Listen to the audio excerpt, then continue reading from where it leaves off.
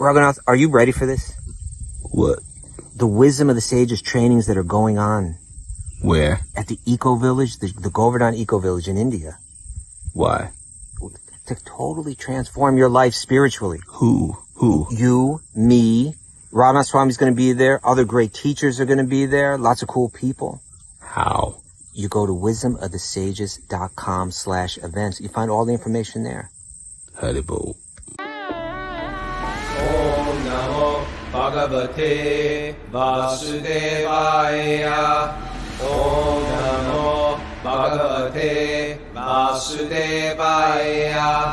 Om Namo Bhagavate Vasudevaya.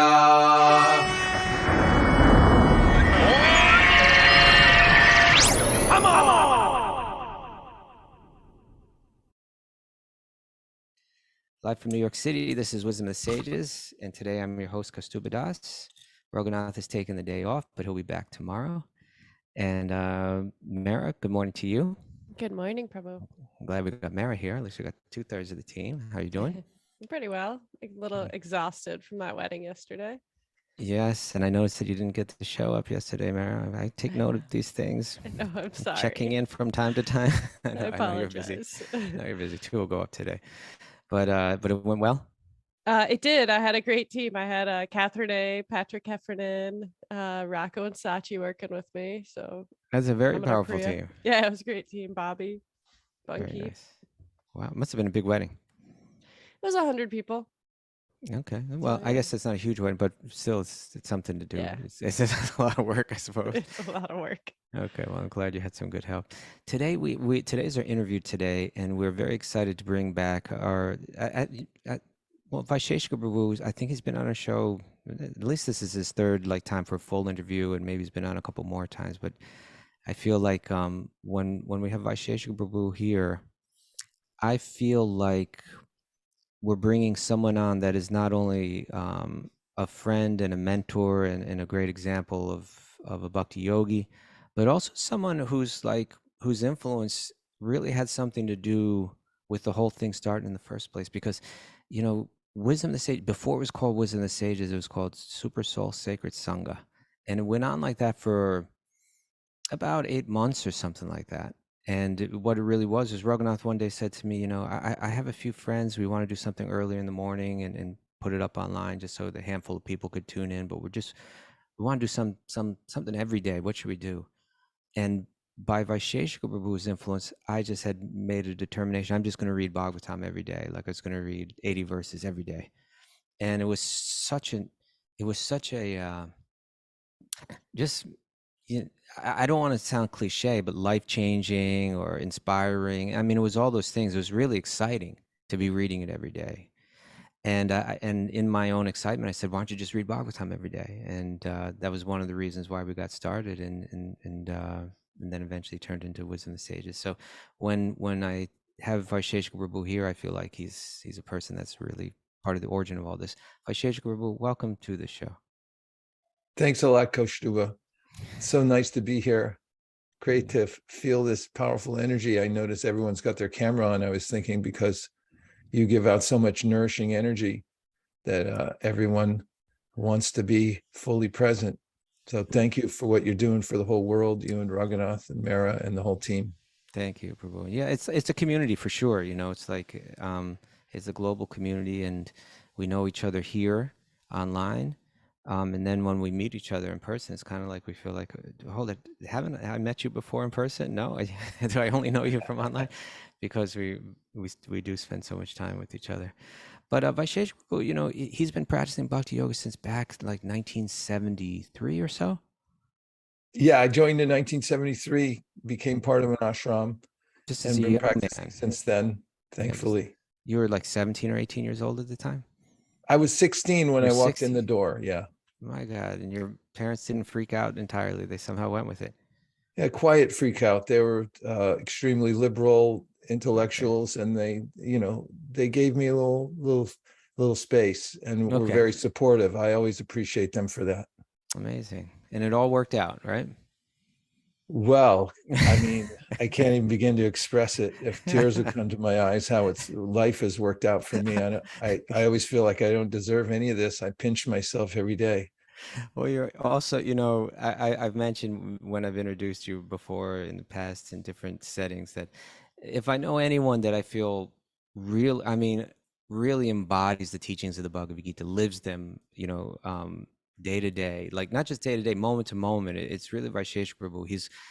There's never any nonsense. He's very much situated in the sattva guna, and because of that, he's happy and always excited about life. I asked him a few minutes ago, so how's life? And what did you say? You just said something like, it's just too good. It's better at every moment or something like I don't that. know, but that's how I feel whenever I'm around you. So No. that's your.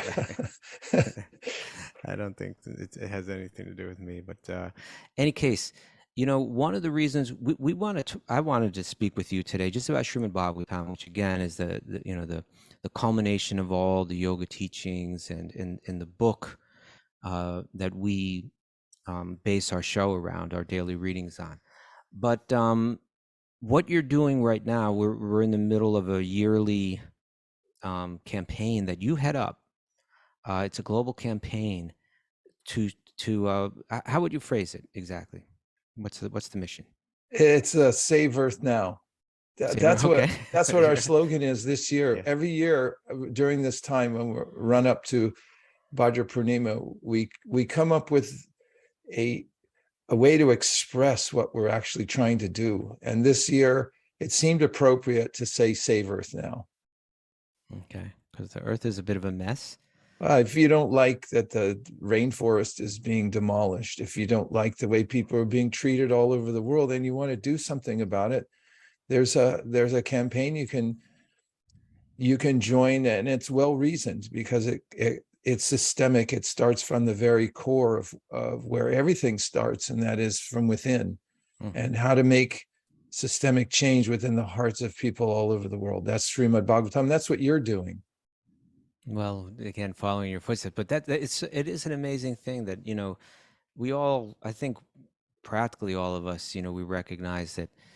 I don't know. There's a lot of negative energy. We're walking down a lot of dark paths, and we don't seem to know quite how to turn around. We're fighting with each other. We're destroying beautiful, sacred aspects of nature.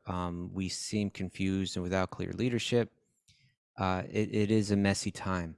And this idea that within these sacred texts, there are answers for this, that there is some spiritual knowledge that will help us appreciate what's sacred in this world, whether it's in nature, whether it's with one another, whether it's, across races, across sexes, across nations, across species even, that there is a wisdom there, and that if we tune into it, we don't all have to subscribe to a particular religion, but that if we tune into a certain spiritual insight, that the answers to all the problems lie there. That's the idea that the Bhagavatam was meant to give light in the dark age, and so we can find it there. So your campaign is really, in one sense, is saying let's go to the root of the problem. The root of the problem is our own ignorance of our own spiritual glory, you could say, our own spiritual inheritance, and let's remind ourselves of that. And the powerful way to do that is through Srimad Bhagavatam. Well, I love your phraseology. Tune into wisdom. That's fantastic. Right. Yes, the whole universe is riding on a tune. Every person walks down the street to the sound of a tune that he or she carries within his or her heart. And that's what moves everyone in this world, is some tune. So the Srimad Bhagavatam, yes, it's a tune. It's a song. It's poetry. It's the most aesthetic beauty presented in lyric and in verse.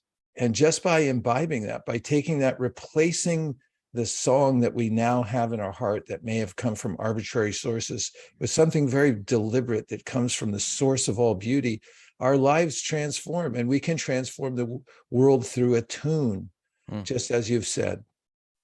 Well, it's one of the issues with the Srimad Bhagavatam is it's a big set of books, right? So it's like, if you're unfamiliar with it, you may not be so likely to kind of throw down the $250 or so that it costs to get the entire set.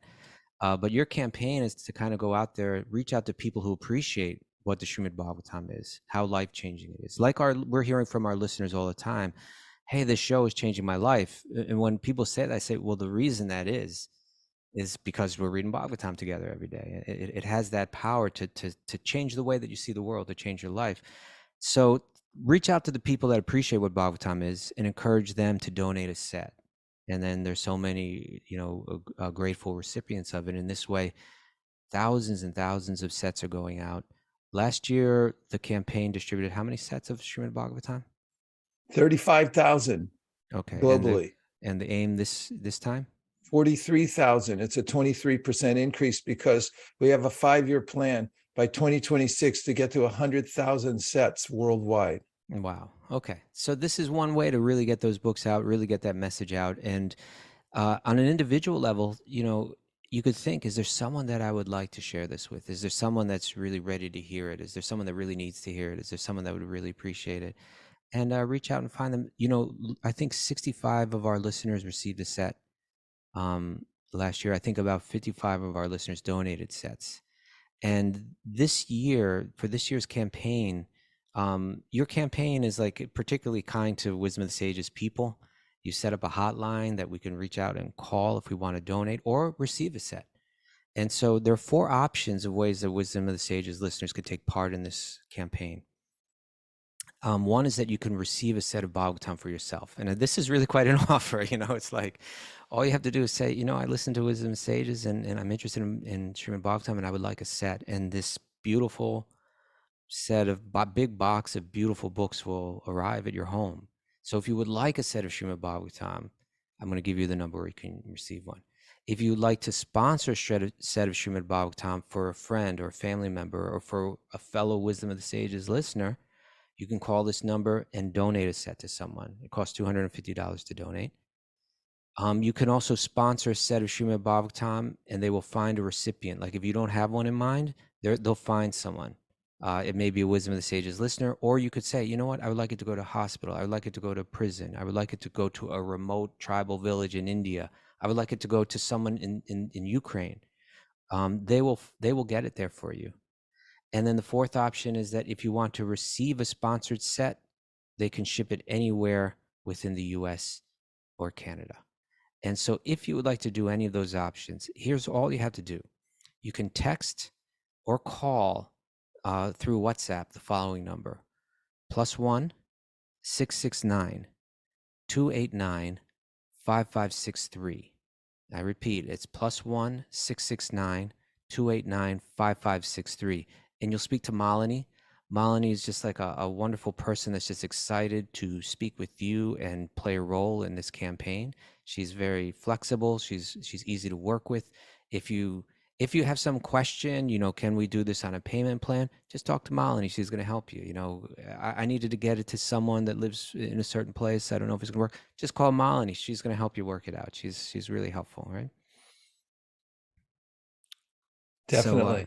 So, anything else that we should share about the campaign right now? I want to go back to what you said in the beginning about Yes. how it's a large set of books. Yeah. We need that.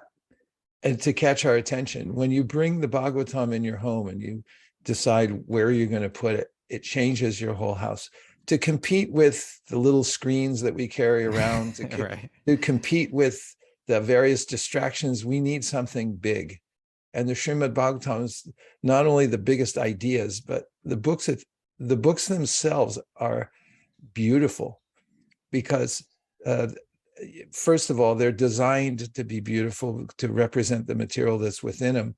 But just having a set of books somewhere in your house makes a statement. When people walk in and they see the Encyclopedia Britannica, they always say, oh, well, you're dedicated to knowledge. And when they see the Srimad Bhagavatams, like I see yours behind you, right behind. Kaustubha Prabhu. Mine are behind me. And that, people, it's actually a statement what we keep in our house of what is the state of our life, what are we dedicated to. So it actually makes us reevaluate our values. Where are we in our lives? Where are we trying to go? And putting the Bhagavatam in the house is a statement to ourselves and to everybody else around us. Mm. And I remember once you gave a talk, and it was titled something like 3 ways to dramatically transform your spiritual life. It was something like that. And and you hear that kind of thing, and sometimes it can sound cliche. Yeah, we always hear these things, but in the end, they don't really do anything. But I think your first one was read Bhagavad Gita every day, like one chapter every day, or for 15 minutes every day, and that'll dramatically change the course of your spiritual life. And when I thought about this, actually that is absolutely true, right? If someone just makes that little commitment, we generally get weak on these kind of commitments, but if you actually do it, that 15 minutes a day will dramatically change your spiritual life. And if you have this set of Bhagavatam in your home, 18,000 verses, right? And these big, so many volumes. How many volumes? Is it 18 volumes that set? Yeah, so 18 volumes, 18,000 verses. And you say, I'm going to read 10 of these verses a day, or I'm going to read one verse and one commentary a day. If you actually do that, and it's so simple to do, and it's a beautiful thing to just keep going back. It's like having a well, of spiritual insight and inspiration in your own home, and just say, you know what, every day I do so many other things. My mind and my senses call me to waste so much time. I'm scrolling over, doing this and doing that. I'm going to set aside at least 10, 15 minutes a day. I'm going to walk over to that set of books, and it's going to speak to me. And I'm going to read. And what will happen, what we find, is that actually that 10 minutes starts to become 15. It starts to become 20 minutes. You start to become accustomed to it, and you start to develop a bit of a taste for it, and then a bit of an attraction for it, a bit of an addiction to it, but a very healthy addiction. And then then your life really does start to change. Bhagavatam, nothing like it. So Prabhu, why don't we discuss a little bit about what is so special about the Srimad Bhagavatam? And you're obviously someone that's been reading it for so long, and it is obviously you've had your life changed by it. Where should we start? I'd like to start with the statement: we need beauty, we need love, and that's what fills us up. That's what we're all seeking amidst all the other flotsam and jetsam of the world. We actually want what's beautiful. We want to be enraptured by beauty. We want to be carried away by it. And we want true love. If you search on the internet how many songs and poems are about true love, why put true in front? And that this is a topic that is extremely relevant to the Srimad Bhagavatam, because that's what it states. It's about how to actually fulfill to quench your thirst for full beauty and full love. And so Bhagavatam does that in a unique way? Yeah, so what we're actually after in life is aesthetic. So I'll say a few things about that. Okay. It's a Greek word, aesthetikos, which originally meant just to perceive something, to take in the world from our senses. But then it became, and of course it was popularized, not of course, but just from the etymological dictionary, Kant talked about it in the sense of science, the science which treats the conditions of sensuous perception. So there's no question that as sentient beings, we're not dead stones. We take in what's out there in the world. And then it transformed the word aesthetic. Walter Pater described it, art for our art's sake. That is, just being enraptured by art, that there's this sense of beholding what's beautiful and just being captured by it.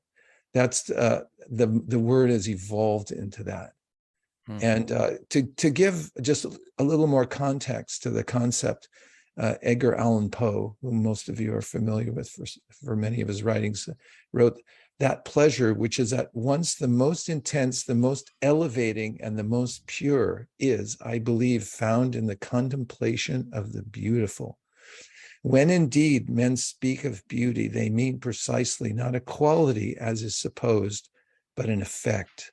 They refer, in short, just to that intense and pure elevation of soul, not of intellect or of heart, upon which I have commented, and which is experience and consequence of contemplating the beautiful. So this is the subject of bhakti. And of course, the Srimad Bhagavatam is giving direction to how to find the source of all beauty, the source of all love. Now, you're speaking of beauty and you're speaking of love, and obviously both of those words are, commonly, preceded by the word desire, right? Like a desire for love or desire for beauty. And a lot of times when we're studying Eastern philosophy or yoga or Vedanta, it seems like it's saying the answer to our suffering is to let go of desire for these things, right? It's actually desire that is the core to our suffering, and by letting go of a desire for beauty or even love, we actually become, it's actually the desire for beauty and love that causes us all this pain in the world. And if you just learn to let go of that, let go of desire, become free of desire, that you'll actually find real happiness. Bhagavatam's telling us something different. Yes. And it's a more complete picture. There is a wisdom in what you just said. Mm-hmm. And if we conceive it in the form of a number line, everyone knows what a number line looks like. I think there's negative numbers on one side that go to infinity, and then there's a zero in the middle, and then you go on the other side, and there are integers that are positive that go to infinity. So the Bhagavat, when I speak of the culture of the Srimad Bhagavatam, speaks about how material life or karmic life means we're living in the negative numbers. Yes, I may be moving on the number line. The numbers may be getting bigger, but they're negative. This is called the life of karma, because I'm living at the cost of others. I'm a taker, I'm an exploiter, because just to live in this world means I have to take the lives of others. And therefore, there's a price to pay. There's a debt. Karma actually means debt. And how do I pay off that debt? Hard work. Two words that put fear in our hearts. Hard work. How about a 4-day work week? No, Right. not possible. You got to work 5 at least, maybe 7, just to survive in this world. That's karma. And then, as you just pointed out, there's a disappointment that takes place. I saw a picture of a movie star that I knew when I was a child. And when I saw he had aged quite a bit, I thought, hey, wait a minute, that's not right. You're supposed to be young all the time. I want you to look like you always looked. If you've ever had that experience, any of you look at someone who's like, wait a minute, that's not what you look like. And this idea that we've become accustomed to, that, oh yeah, it's a transitory world, you just accept it.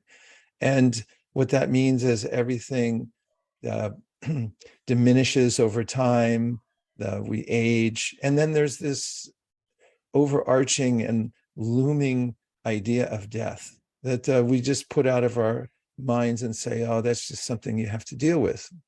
Well, of course we do. And that's it, all in the side of the negative number line. So there are many philosophers then who somewhat wisely, although not completely in a considered way, have said, okay, let's get out of the negative numbers and we'll move up the number line all the way to 0. So when I get to 0, there's definite relief from the karma of the material world.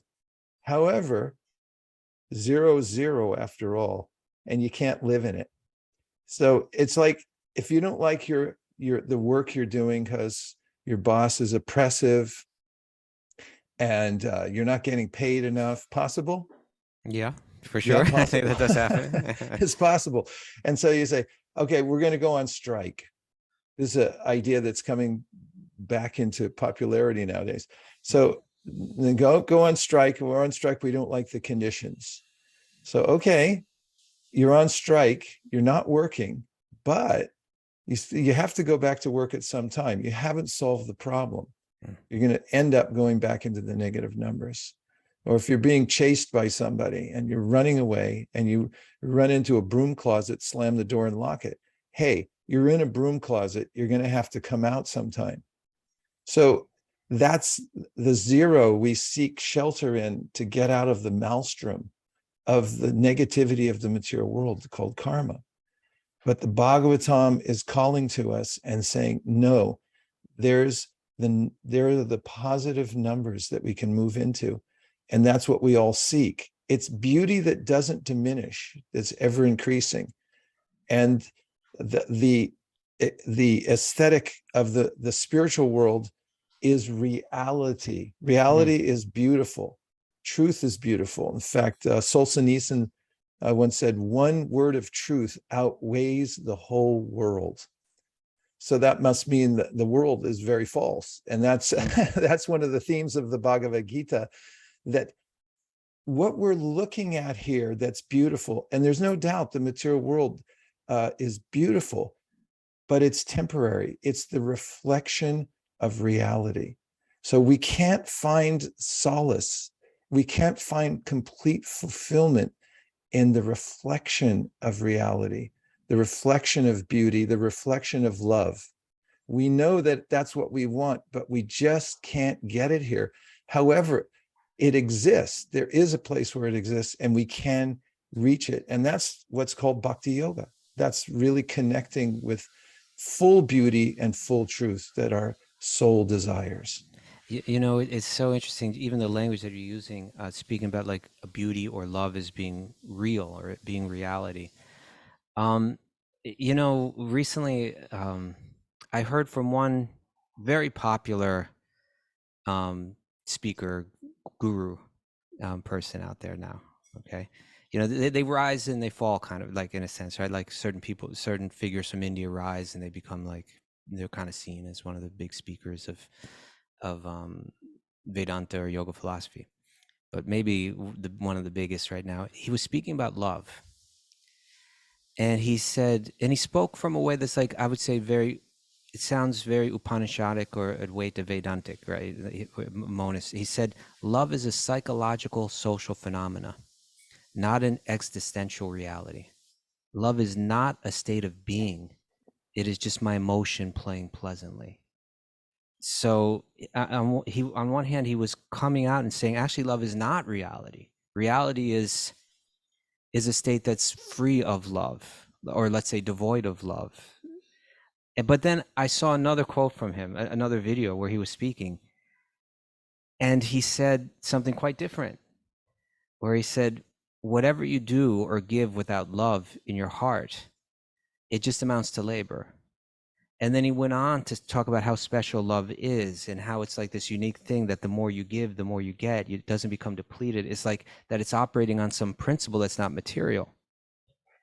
And so it occurred to me that, you know, these teachings, there's an appeal, like you mentioned, in reference to what I mentioned, like there's an appeal, there's a certain wisdom in the idea of becoming free of desire, that our hopes for happiness and peace lie in that.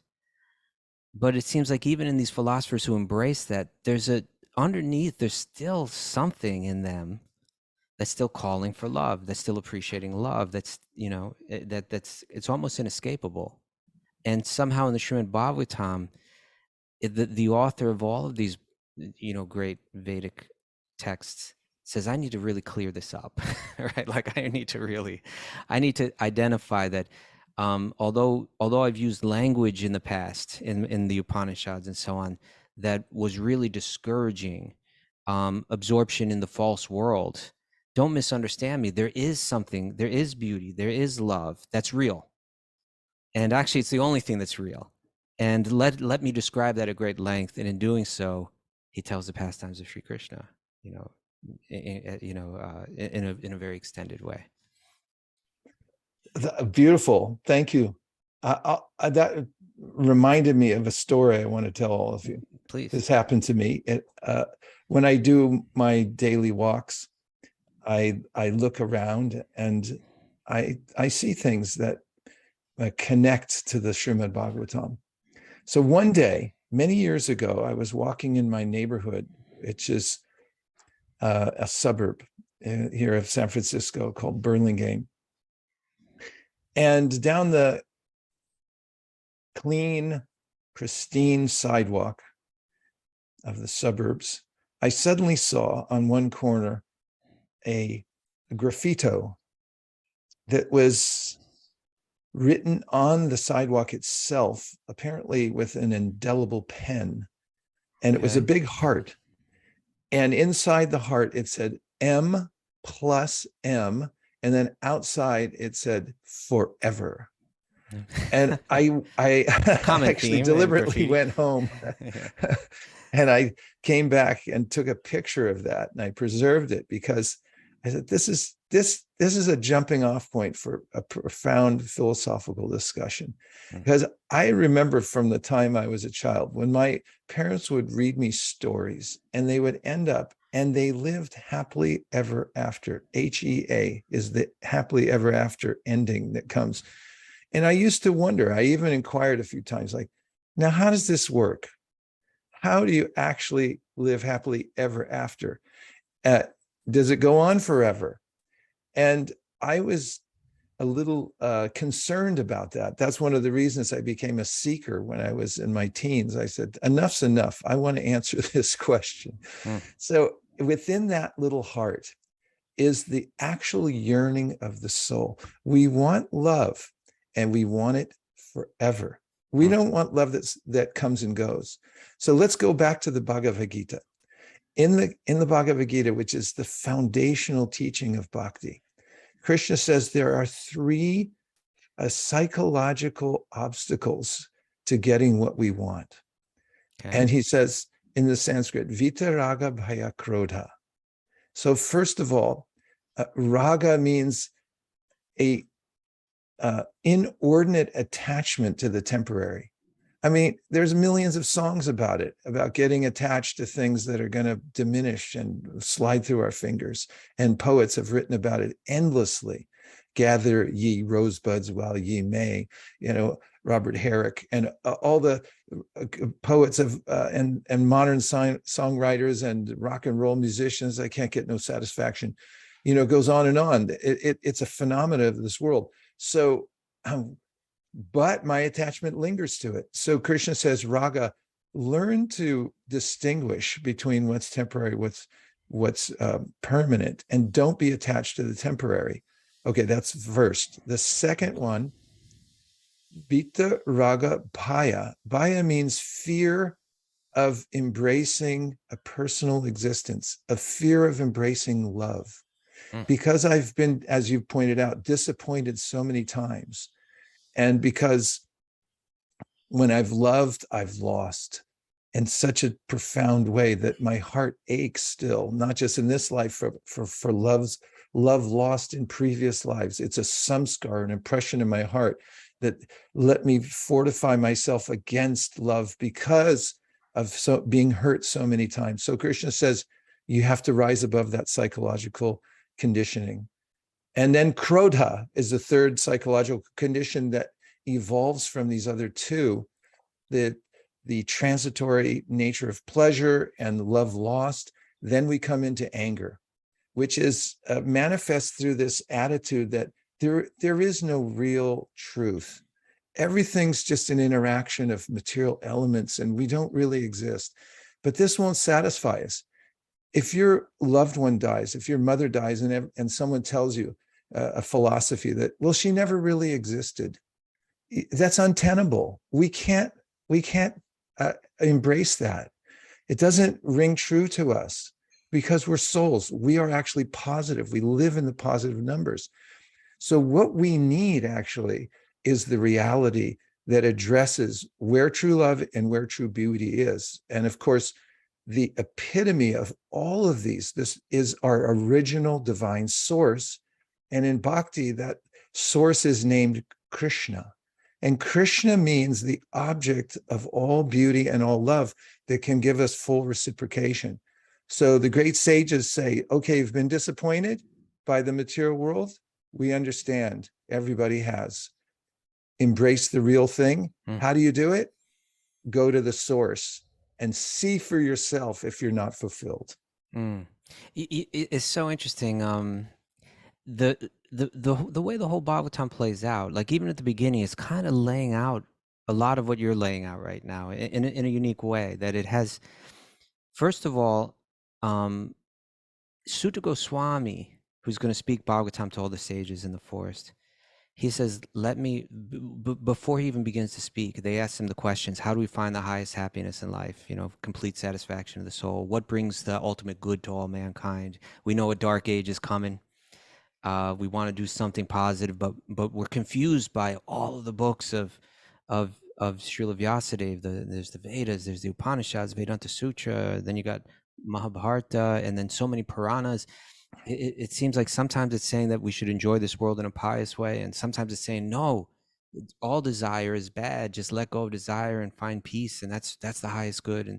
And sometimes we're hearing about love, though, but you know, isn't love a type of desire? And weren't there other?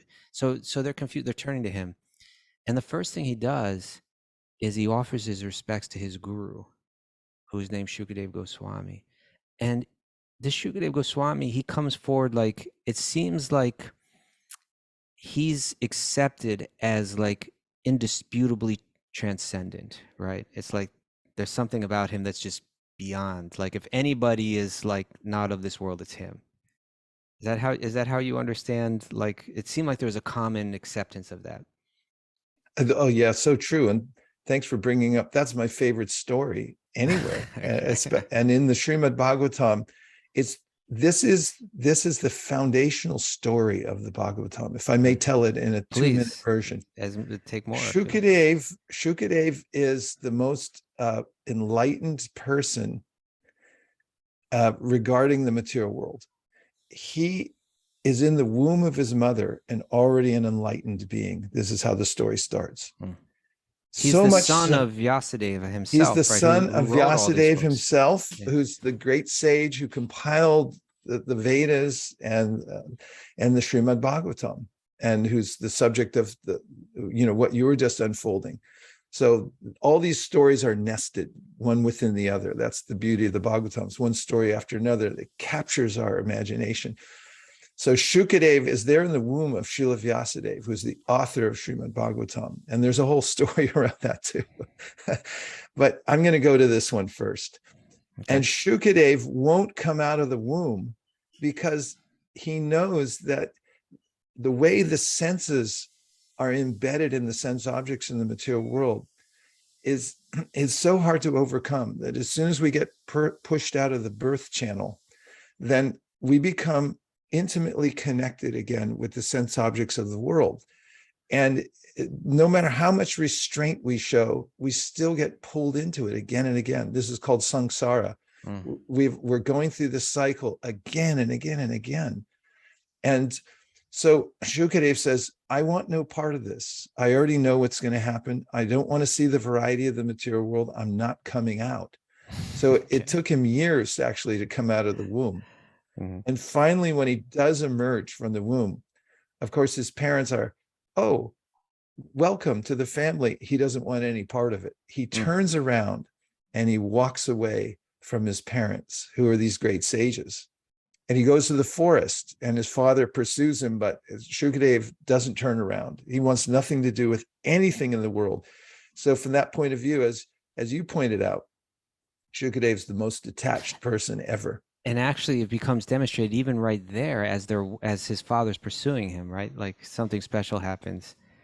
Yeah, there's a bathing pond, and the traditional way women would bathe, they'd be in a secluded place and they'd bathe with no clothes on. And then Shukadev, as he's walking by, these women that saw him, and they realized, no need to cover ourselves. He's not part of this world. Yeah. He's not connected at all. He doesn't even see us. He doesn't see us as bodies. He's not objectifying anything in this world. It's so significant because his father's following him. And when his father comes, and this again is Vyasadeva, this is the sage from whom all the teachings on detachment and otherworldliness are coming from. When his father walks by Vyasadeva, all the same young ladies, they cover themselves. And because he's playing this role that he apparently has something to do with the world, right? And they're saying, yeah, we sense that from you, but from him we sense he's this beyond. There's no material desire in him. There's no lust in him. It was just obvious to us. And Yeah, so that's an important part of the story. Yeah. so he becomes, the book is carefully pointing out to us just how transcendent he is. But then That's right. And here's how it unfolds. Yeah. Here's how it's proved. So Shukadev goes to the story to the forest, and he isolates himself from the world and goes into a kind of meditation on the oneness of the world without variety. And this is a tendency that we have to retreat from the world because of being hurt so many times. So his enlightened father sends some of his students to the area in the forest where Shukadev is taking refuge. Okay. And they start to read out loud the verses of the Srimad Bhagavatam. And when Shukadev hears these verses, his heart becomes awakened to the sound of the spiritual world, to the variety, to the love, to the aesthetic of the spiritual world. And he realizes a higher reality. He realizes the source of all beauty. And he comes out of his retirement, even as he just came out of the womb, and he comes back to his father to hear the entire Srimad Bhagavatam. And then he re-speaks it to the king Parikshit, who has 7 days to die. So this is part of the context of the Srimad Bhagavatam, but it's one of the most important parts that proves the point that the Bhagavatam fulfills our desire for aesthetic beauty and love that's beyond the transitory beauty of this world. Well, the question is asked, right, by the sages. They're saying, now hold it. You're telling us that you heard this Bhagavatam, which is, it's stories of romance. It's stories of beauty. It's, Krishna is in his loving dealings, his dancing, and so on, and these apparently more sentimental, worldly, it would seem worldly kind of stories. You're telling us that Shukadev Goswami, the ultimate transcendent being, took interest in this. Why would he be interested? If he had already transcended this world, why was he taking interest in hearing these stories? We don't quite understand this. We want to understand this. Please clarify this for us, right? Yes. And that leads to a very important verse spoken by Sutta Goswami. That's right. Where he describes that even the Atmaramas, right? Even those souls that are their happiness, their bliss is not derived from anything of this world, nothing external. Their bliss comes from nothing. They are Atmarama. Their happiness is on the basis of the self. It's within. That even they take great interest in hearing of the glories or the pastimes of Sri Krishna, indicating just how special this is. Yes. And this is goes back to what you were saying, that we need that tune from the spiritual world. We need to hear that sound vibration. We need the song that fills up our heart, that actually fulfills that desire for love. And going back to some more foundational points from the Bhagavad Gita, Krishna tells why this is true. He says that it's reasonable that we're attracted to the material world. So we shouldn't feel that bad that, oh, I'm entangled in the material world. Well, why wouldn't we be? We're sentient beings and we want beauty, and therefore we gravitate towards the beauty of the material world. We gravitate towards love in the material world.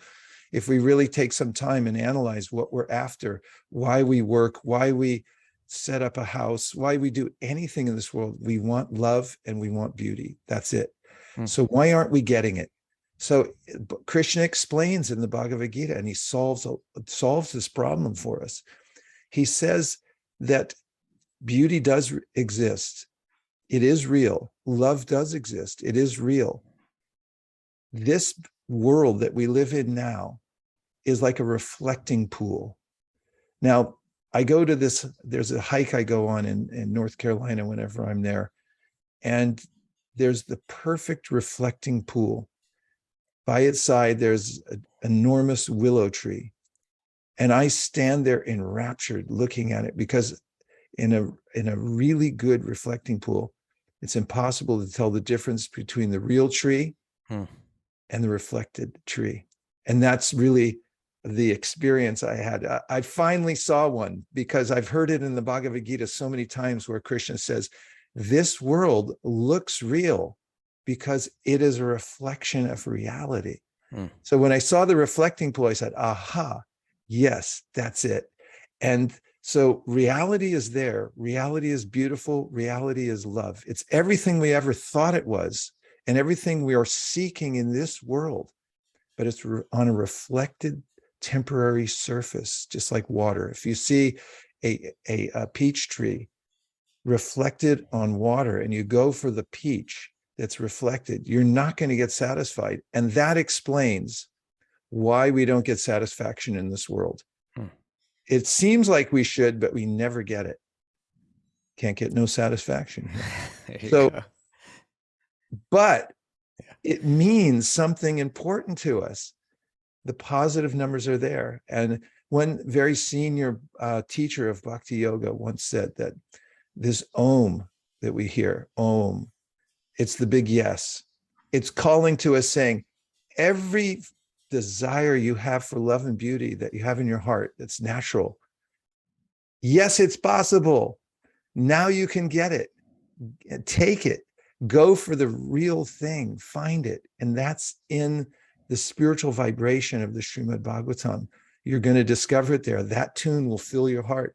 You'll be able to embrace love. You'll actually feel it with every step. The way you move in the world will be completely different. It'll be changed, because in the world of karma, we move because we have a debt and we have to go.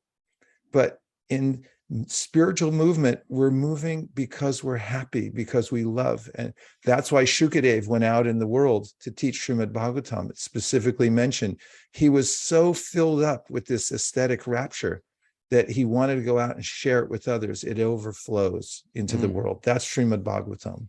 You know, Prabhu, everything that you're saying to me, it's occurring, two things. It's occurring to me, the value of all this on two levels. On one, on the personal level, like, in other words, okay, I'm a person that in my own life, I'm seeking beauty and I'm seeking love. I've also felt pain from it. I've studied a bit of Vedanta, a bit of philosophy. I've caught on to the very real idea that it's my desire that's causing my pain. And now I've accepted an idea that in truth, there is no beauty, there is no love, but somehow something's missing still. I'm still, one, is very difficult for me to practice that, because I live in a world where there is, apparent beauty and truth, and it's calling at me at every moment to reach out for it. So it becomes, well, here's a synthesis of the two, where it's like, this is desire, this is truth and beauty, in a way that's non-material, in a way that doesn't come with the same problems of the reflection, reaching for the peach and not being able to get it. So on one hand, on a personal level, this is incredible news. It's an incredible way to look at spirituality, to think about spirituality. It opens the door. It's worth contemplation. It's worth investigation. But also, like, getting back to save Earth now, right? Like, getting back to, like, okay, I get it that this set of books may have some tremendous personal meaning for me. But when we start talking about saving the world, although we're all beginning to catch on that the world's in a big mess, we tend to be cynical about really being able to do anything about it. But the way I look at it is, if we step back, sometimes you have to step back, you have to zoom out a bit, and you can look and you can see trends of thought over the course of history, right? And some of it's like kind of the recorded history that we were taught in our Western schools. But if we look at history from the perspective of, like, say, the great Bhakti teachers, they're describing a progression in spirituality, right? Like that there was a Vedic time, not only centuries ago, but millennia ago, where people were following the teachings of the four Vedas, and they were doing their rituals, and priests were, leading the society in a way that we appreciated nature, the gifts that are given to us by the gods and goddesses, we're demonstrating our gratitude for that, living piously, being kind, being generous, with the idea, and that, all that's like a great formula for social peace. But with the idea that because we will reap material benefits from this and we'll enjoy this world, and that begins to shift to an idea that no, there's something more than that, right? That we are spirit. We are not these bodies. And actually, true happiness doesn't come from the things of this world. As a matter of fact, the things of this world, they may bring temporary pleasures, but it's always followed by pain. We should understand, or we should take it to the metaphysical level. We should take it to the mystical level. We should begin to understand who we are, that we're beyond this. We are spirit. Renounce the things of this world. Cut off your desire. And we see that in the teachings of Shankaracharya. They became very powerful and influential for centuries in India. But then we saw historically there was, a wave of bhakti. Like, no, there's still a further revelation. There's a synthesis, right? There was a thesis, this world can satisfy us. There was an antithesis, no, this world will never satisfy us. Only spirit can satisfy us. And then there was this synthesis, like the things that we think of about being worldly, beauty and love and so on, that there is a spiritual reality to that, there's a reality to that that's entirely consistent with these metaphysical ideas of I am spirit, I'm not this body, and so on. And then really, like 500 years ago, there was like a wave throughout India, through all the different areas of India, which were practically different nations at that time, where in all the different languages, great saints began to, they took it just, it was all there in Sanskrit before, but kind of less accessible to the masses. And 500 years ago, it really became accessible to the masses in their vernacular languages, and the idea of the intimate love, intimate bhakti, intimate love for God became popularized, and the ideas of bhakti became spread so much more. They became so much more prevalent.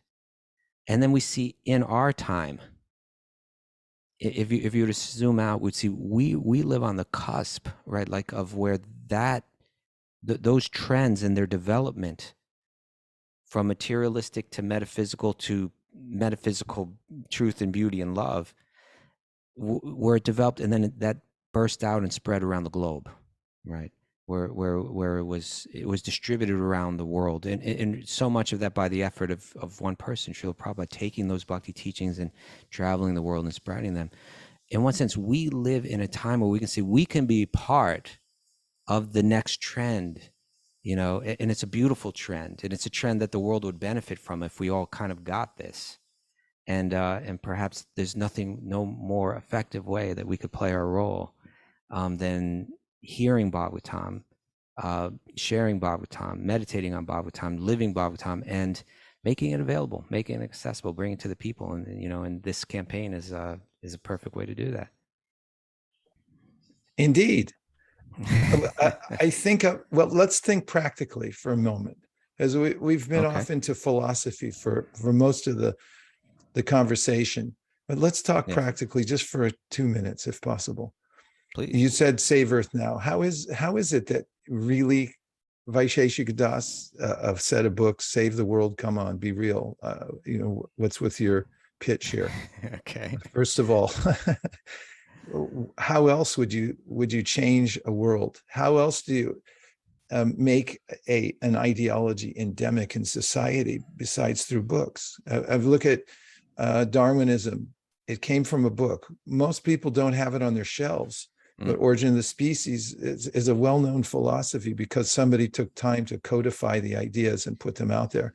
America was founded on the basis of a booklet written by Thomas Paine called Common Sense. It's a really well-written book if you want to read some good prose.